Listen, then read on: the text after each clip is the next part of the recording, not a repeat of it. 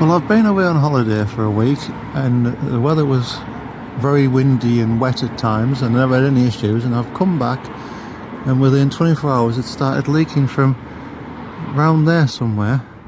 Now this is not the first time I've had trouble with this. It's leaked on a couple of occasions, and on the last occasion the plastic had actually disintegrated on the outside and that's what was letting the water in. That doesn't appear to be the case today. We're going to have to just reseal it. Anyway, get this thing off first and take it from there. Well, it doesn't look very good up here.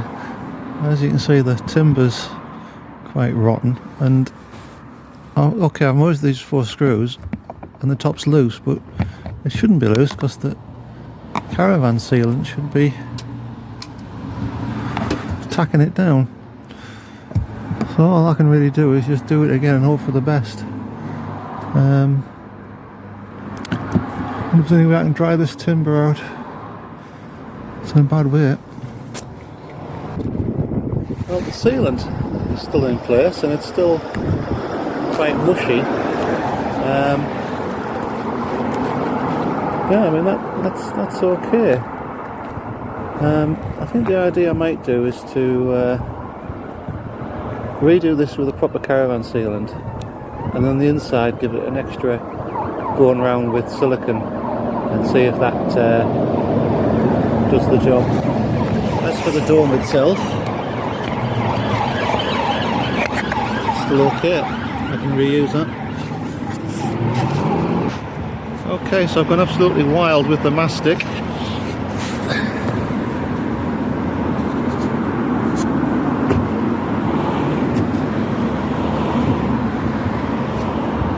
Let's see if that works. Right, so that's the proper caravan seam seal in. Now what I've done is I've put it back together for now, and I've put this film on as well to tidy up the roof, but put it together for now. I'm going to let that mastic do its thing over about 24 hours. Then I'm going to take this ring back off again so that the timber in there can breathe and hopefully dry out, and hopefully when that's happened I'll then be able to put a whole lot of silicone in there just as an extra barrier, and then I'll put that all back together again and the job should be done. Sounds like a plan, doesn't it? Okay, so it dried out, so I've put this back and hopefully that'll give me no more trouble now. Well, I bought this from a boot sale, I think for £1, with the understanding that it was working when it came out. And I was going to put in the caravan for a timer so that you could select how many hours you want the electric heater to run for. It would have been quite useful for that. But when I've tested it, it doesn't work. So, yes, that could have been £1 not well spent. But I'm going to have a quick look to see if I can fix it anyway.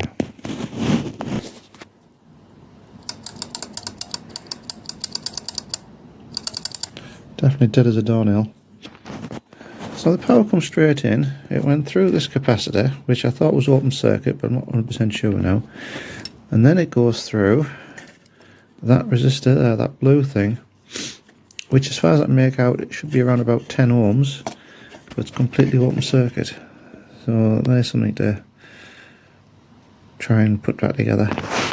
Okay, so on second looking, I found it was actually a 100 ohms resistor, and I've rigged this up.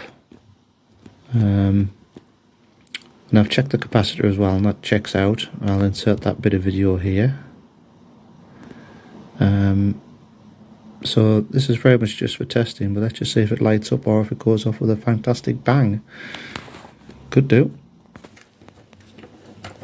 And the answer is 3, 2, 1.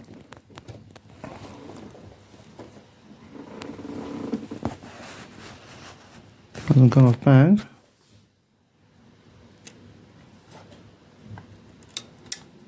Oh, it's working.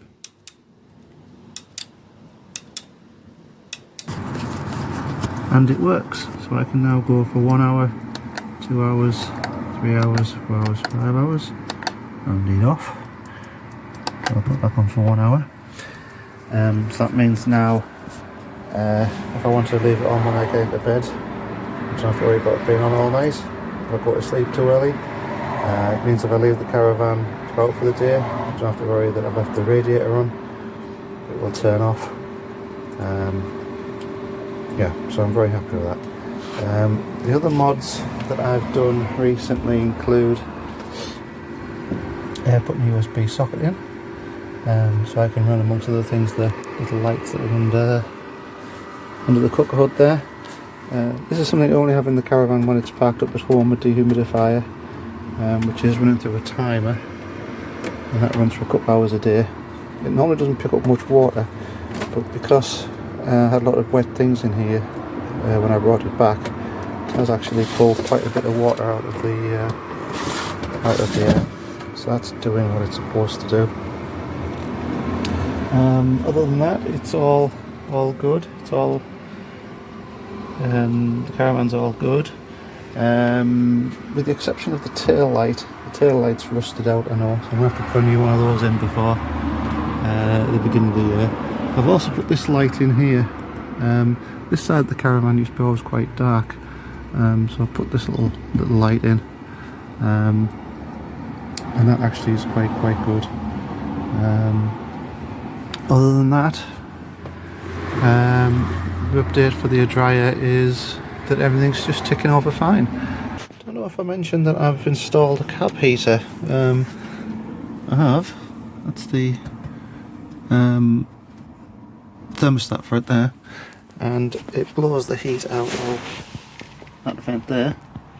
The whole unit being underneath this chair, runs on colour gas, quite quiet, very effective, gives a lot of heat. Although oddly, since I've fitted it, I've never really been anywhere cold enough to really make it, you know, the killer accessory.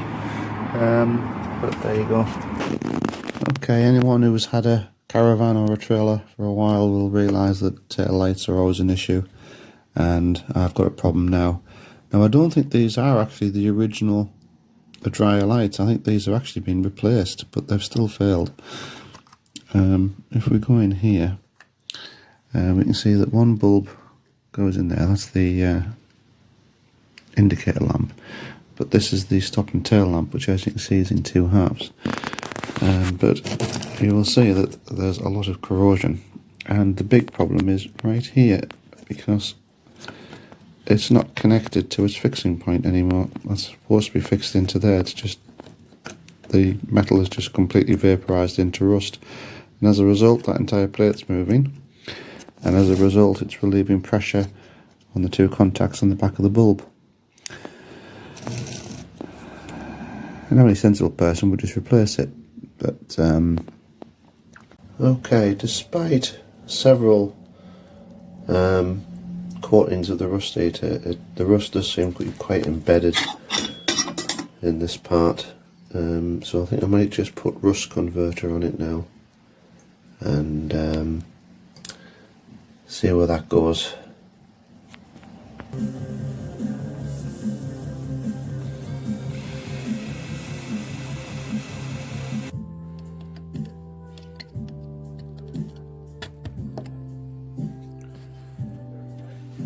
There we go. Might work.